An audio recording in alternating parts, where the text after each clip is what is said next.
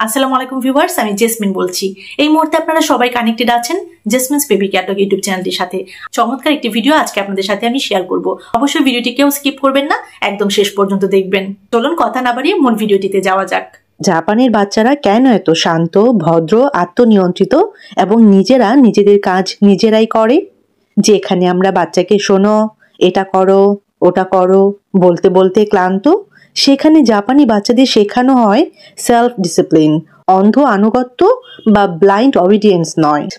আজ জানাবো জাপানের সেই একটি নিয়ম যা বাচ্চাদের শাসন নয়, নিজেরাই নিয়ন্ত্রিত হতে শেখায়। আজকের ভিডিওটিতে আমি আপনাদের সাথে শেয়ার করব জাপানের সেই বিখ্যাত শিশু নিয়ম শিটসুকে রোল, যেখানে বাচ্চাকে বলা হয় না তুমি এটা করতেই হবে তোমাকে, বরং শেখানো হয় কেন করবে, কিভাবে করবে, করলে তার নিজেরই লাভ কি। জাপানের স্কুল, পরিবার ও সমাজে এই নিয়ম বাচ্চাদের ভদ্র, দায়িত্বশীল এবং আত্মনিয়ন্ত্রিত করে তোলে।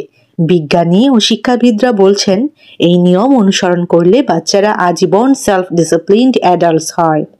তো জাপানের শিটসুকে রোল কি? শিটসুকে শব্দের মানে কি? এই শব্দের মানে হচ্ছে শিকারি টিসোকে, মানে অভ্যাস গড়ে তোলা। এর মূল কথা শাসন নয়, ভয় দেখানো নয়, অন্ধভাবে ওবে করা নয়, বরং নিজে শেখা, নিজে করা, নিজেই বুঝে কাজ করা। এটাকে বলা হয় discipline through culture, not command. কেন এই পদ্ধতি বিশ্বজুড়ে ভাইরাল জানেন? জাপানে বাচ্চাদের 3 থেকে 4 বছর থেকেই ছোট কাজে জড়ানো হয়। স্কুলে ছাত্ররাই নিজেরা নিজেদের ক্লাস পরিষ্কার করে, লাইনে দাঁড়ানো, দায়িত্ব পালন, এই সবই সাংস্কৃতিক অভ্যাস। বাচ্চারা বুঝতে শেখে আমি এটা করছি কারণ এটা সঠিক, কারো বলার কারণে নয়, নিজের দায়িত্ব হিসেবে। গবেষণা কি বলছে জানেন? Harvard centre on child development অনুযায়ী self-disciplined children show 65% higher academic and social success later in life. তো চলুন আমরা এখন জানি জাপানি পদ্ধতির ফার্স্ট স্টেপ, প্রথম ধাপ। এটা হচ্ছে মডেলিং। জাপানি অভিভাবকরা বলেন kids learn by watching, not shouting. জাপানি গার্ডিয়ানরা কি করে জানেন? তারা যা চান বাচ্চা করুক সেটা নিজেরাই আগে করে দেখান।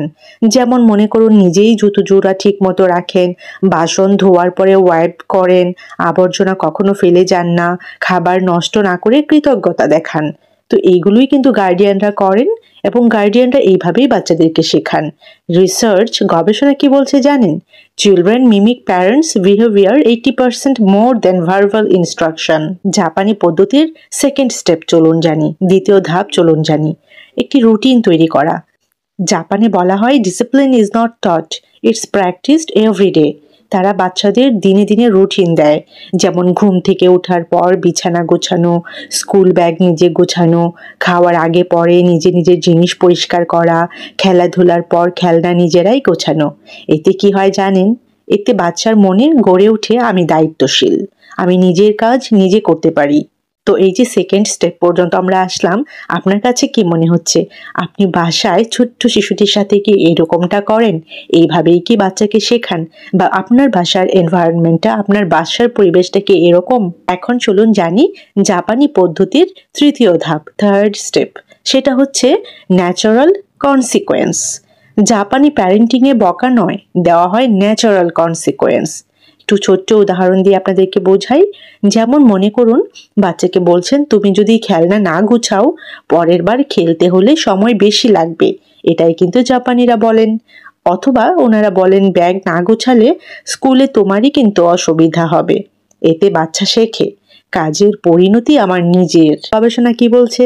স্ট্যানফোর্ড সাইকোলজিক্যাল স্টাডিজ বলছে ন্যাচারাল কনসিকোয়েন্স শেখা কিডস আর 50% মোর রেসপন্সিবল দেন পানিশমেন্ট বেসড হাউসহোল্ডস। এবার চলুন জানি জাপানি পদ্ধতির ফোর্থ স্টেপ, চতুর্থ ধাপ। সেটা হচ্ছে টিম কালচার। জাপানি স্কুলে একটি কথা খুব বিখ্যাত, সেটা হচ্ছে মিন্নাদে, অর্থাৎ সবাই মিলে। শিশুরা শেখে একসাথে দাঁড়ানো, একসাথে কাজ করা, ক্লাস নিজেরাই পরিষ্কার করা, খাবার নিজেরাই পরিবেশন করা। এতে বাচ্চারা বুঝতে পারে দায়িত্ব শুধু আমার নয়, এটা আমাদের সবার। তো রিসার্চ কি বলছে? Cooperative cultures create high empathy, low aggression in children. জাপানি পদ্ধতির পঞ্চম ধাপে চলে যাব, ফিফথ স্টেপ। সেটা কি? জাপানি ল্যাঙ্গুয়েজে সেটা হচ্ছে হন্নে টেটমি, মানে হচ্ছে ইনার আউটার ব্যালেন্স। জাপানে শিশুদের শেখানো হয় তোমার অনুভূতি সত্যি, কিন্তু প্রকাশের একটা পদ্ধতি আছে। বাচ্চা রেগে গেলে শেখানো হয় প্রথমে চুপ থাকা, তারপর পানি খাওয়া, তারপর ভদ্রভাবে বলা আমি এটা চাই না, আমি এটা পছন্দ করছি না। এতে ইমোশনাল কন্ট্রোল তৈরি হয়। খুব ছোট ছোট কিছু উদাহরণ দিয়ে আমি আপনাদেরকে বুঝিয়ে দিচ্ছি। যেমন মনে করুন রুম পরিষ্কার নিয়ে যদি কথা হয়, বাংলাদেশে হয়তো বলবে এখনই পরিষ্কার করো। জাপানে কি বলবে জানেন? জাপানে বলবে চলো আমরা দুজনেই গুছিয়ে ফেলি, আমরা করি, মিন্না দে। এতে করে কি হয় জানেন? মডেলিং প্লাস টিম কালচার, মানে বাচ্চা নিজের থেকেই কিন্তু শিখতে পারে এতে করে। আরেকটি উদাহরণ দিয়ে আমি আপনাদেরকে বোঝাই। মনে করুন স্কুল ব্যাগ বিষয়ে, বাংলাদেশে মা কিন্তু নিজেই ব্যাগ গুছিয়ে দেয়, আর জাপানে কি করে জানেন? জাপানে বাচ্চাই ব্যাগ গোছায়, মা শুধু পাশে থাকে। এতে করে কি হলো? ন্যাচারাল কনসিকোয়েন্স, ভুলে গেলে নিজেই দায়িত্ব শিখে। আরও একটি ছোট উদাহরণ দিয়ে আপনাদেরকে বুঝিয়ে দিচ্ছি। যেমন মনে করুন খাবার নষ্ট করার বিষয়ে, বাংলাদেশে কি হবে? খাবার নষ্ট করলে মার খাবা। আর জাপানে কি বলা হয় জানেন? খাবার কষ্ট করে কেউ বানিয়েছে, তাই কৃতজ্ঞতা দেখাও।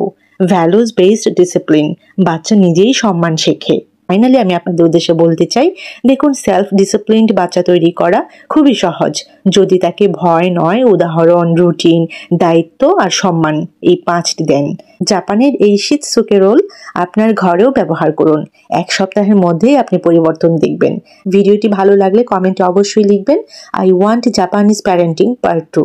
তাহলে আমি পরের ভিডিওটিতে অবশ্যই আপনাদের জন্য বেশ কিছু ইনফরমেশন শেয়ার করব, কিভাবে জাপানি বাচ্চারা ট্যান্ট্রাম ছাড়াই নিজে থেকে কাজ করে। কেমন লাগলো আজকের এই ভিডিও অবশ্যই আমাকে কমেন্ট সেকশনে জানাবেন। আর এরকম ছোট বড় আরো অনেক ইনফরমেটিভ ভিডিওস পেতে আমার চ্যানেলের সাথে কানেক্টেড থাকবেন। Jasmine's baby care talk YouTube channel. সবাই ভালো থাকবেন, বাচ্চাদেরকে ভালো রাখবেন। আল্লাহ হাফিজ।